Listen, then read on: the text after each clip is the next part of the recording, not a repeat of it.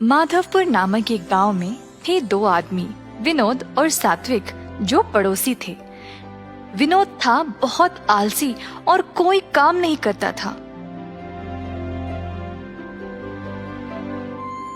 पर सात्विक के पास बहुत गाय थे, जिनका दूध बेचकर वह पैसे कमाया करता था। इसी दौरान दूध का धंधा काफी बढ़ रहा था, तो सात्विक ने सोचा कि अब वह पड़ोसी गांव में भी दूध बेचना शुरू करेगा। अपने जमाए हुए पैसों से उसने नई साइकिल खरीदी, जिससे वह बाकी के गांव में जाकर दूध बेचने लगा। एक सुबह जब सात्विक काम के लिए अपनी साइकिल पर निकला, तब विनोद ने उसको देखा। अरे, मुझे बिना बताए सात्विक ने नई साइकिल खरीद ली। उसके लौटने के बाद पूछूंगा। ऐसा सोचकर विनोद उसके घर के बाहर सात्विक के लौटने का इंतजार करने लगा। कुछ समय बाद सात्विक दूध बेचकर वापस आया। जब हो सात्विक, तुमने नई साइकिल खरीद ली? हाँ विनोद, क्यों, क्या हुआ? अरे कुछ नहीं, बस यही जानना चाहता था कि नई साइकिल के लिए पैसे कहाँ से आए। भाई, आज तक जो भी दूध बेचा ना, उसमें से मैंने थोड़ा थोड़ा जमाया इस साइकिल के लिए, जिसकी मदद से अब मैं पास वाले गांव में भी जाकर दूध बेचने लगा हूँ। अच्छा, अरे तू तो काफी समझदार निकला सात्विक। विनोद हंसते हुए सात्विक के लिए खुश होने का नाटक किया और फिर अपने घर चला गया। घर जाकर विनोद सोच में पड़ गया कि इतने कम समय में सात्विक ने नई साइकिल खरीद कैसे ली। विनोद ने खुद तो कुछ नहीं लिया। उदास होकर विनोद गहरी सोच में ही डूबा रहा। मैं क्यों इतना उदास रहूं? अगर मैं भी सात्विक की तरह कुछ काम करूं तो पैसे जमा कर मैं भी अपनी मनपसंद चीजें खरीद सकता हूं, पर मैं करूं क्या? अरे हाँ, मुझे तो जलेबी बनाना बहुत अच्छी तरह से आता है। हाँ, मैं एक जलेबी की दुकान शुरू करूंगा। फिर अगले दिन विनोद ने अपनी एक छोटी सी दुकान खोल ली और गरम गरम जलेबी बेचने लगा।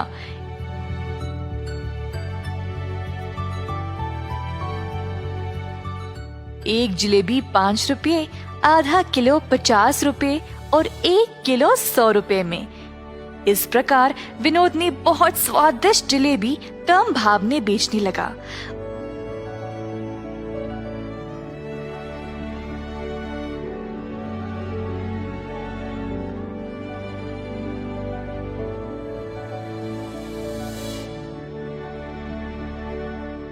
उसके गर्मा गर्म जलेबियों की सुगंध गांव के कोने कोने तक पहुंच गई।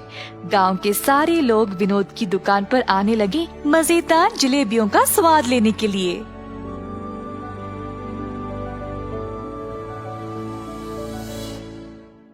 कुछ ही दिनों में विनोद की जलेबी बहुत मशहूर हो गई।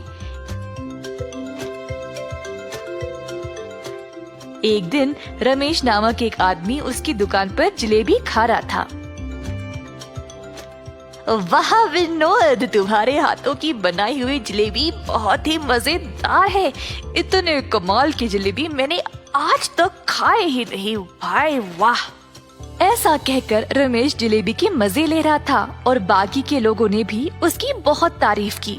पूरे गांव में विनोद की दुकान और भी मशहूर हो गई। अब धीरे धीरे विनोद थोड़ा घमंडी बनने लगा।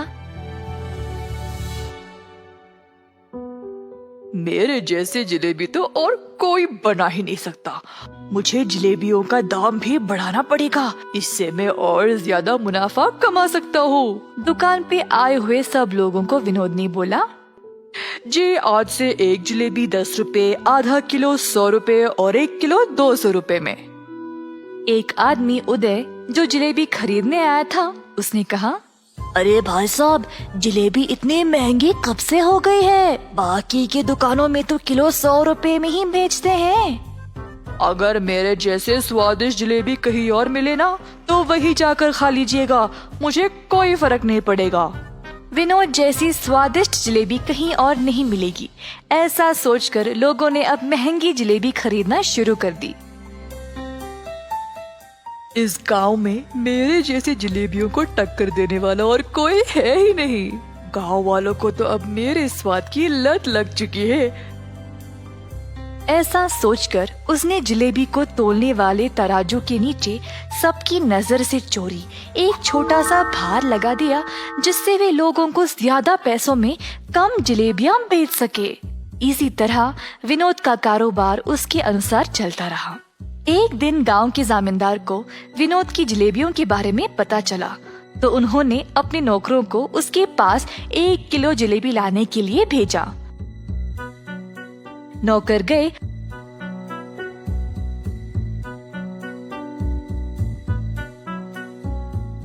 और विनोद के यहाँ से 1 किलो जलेबी ले आए और जमींदार जी को दे दिया। जमींदार जी ने देखा कि जलेबियाँ तो 1 किलो से कम है। मैंने तो 1 किलो मंगवाया था, ये तो उससे कम है। मेरे आदेश का पालन क्यों नहीं किया? कहा जमींदार जी ने गुस्से से। साहब जी, हमने तो दुकानदार को 1 किलो ही देने को बोला था और फिर उसने इतना ही दिया। हमारी कोई गलती नहीं है प्रभु।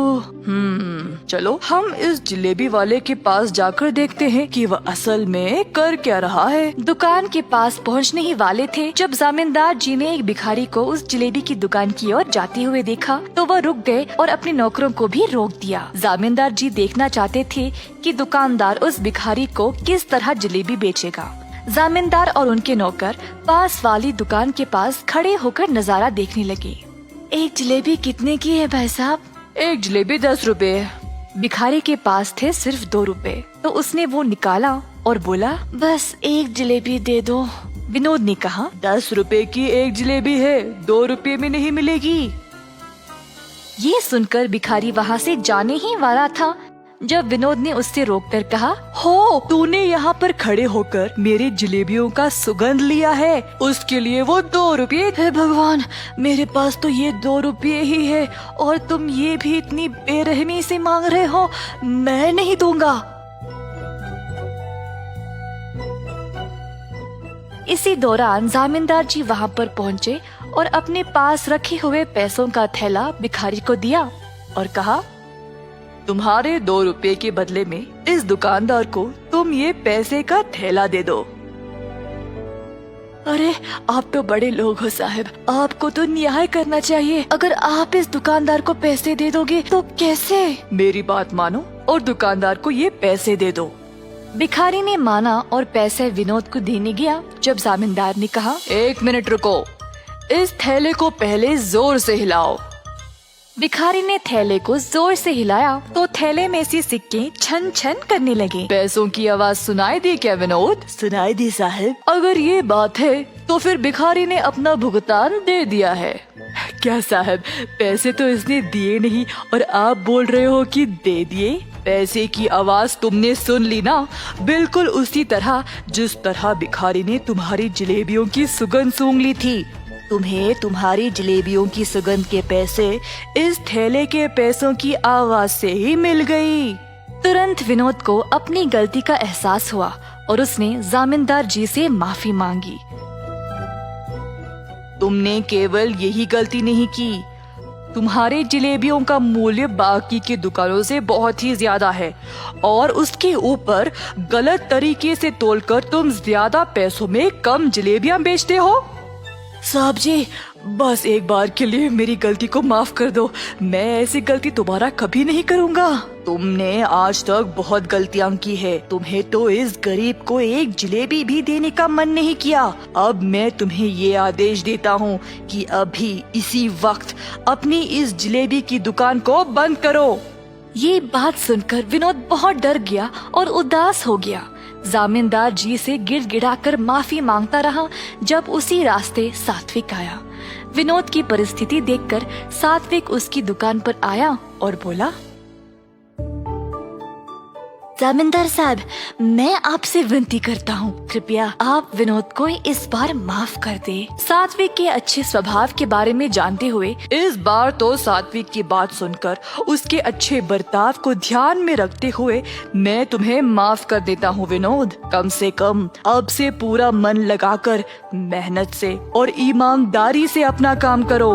ऐसा कहते हुए जमींदार जी वहाँ से चले गए।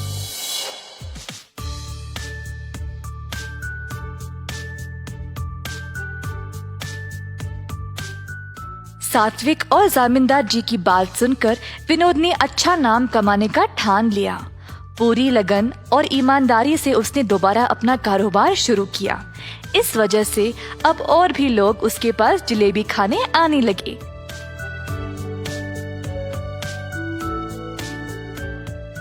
अंत में विनोद खुशी खुशी से और सच्चाई से अपना जीवन बिताने लगा।